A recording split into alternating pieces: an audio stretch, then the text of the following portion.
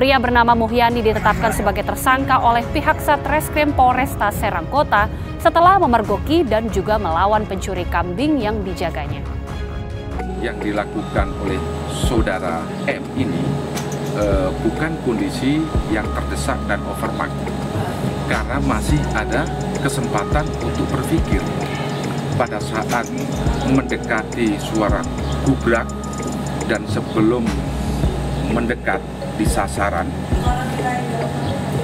bisa berpikir apakah memberikan peringatan atau mungkin membunyikan alarm atau mungkin meminta pertolongan dan lain-lain.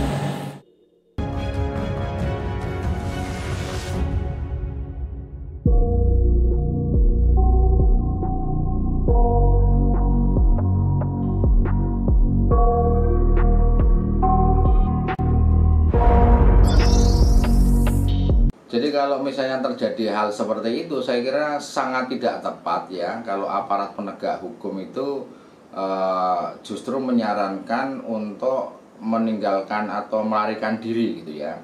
Karena bagaimanapun orang tentunya akan berusaha sekuat tenaga menjaga apa yang menjadi hak miliknya, terlepas itu misalnya barang bergerak atau barang tidak bergerak. Tetapi kalau misalnya kita disuruh melarikan diri terus baru teriak-teriak, ya kalau kita bisa melarikan diri teriak-teriak ada orang peduli dan berani gitu. Oleh karenanya saya kira aparat penegak hukum ini harus benar-benar melihat perkara itu secara utuh, secara holistik ya. Kalau misalnya orang melakukan pembunuhan ya, itu karena terpaksa karena pembelaan diri, ya tentunya ini yang harus dibuka gitu, tidak terus misalnya aparat penegak hukum itu justru membuktikan soal pembunuhannya, tetapi membuktikan bahwa siapa yang melakukan delik pidana dulu gitu ya. Setelah itu nanti coba dilihat unsur-unsurnya, apakah orang yang melakukan pembunuhan ini sebenarnya memang dia justru yang harus diproses atau justru dia adalah korban.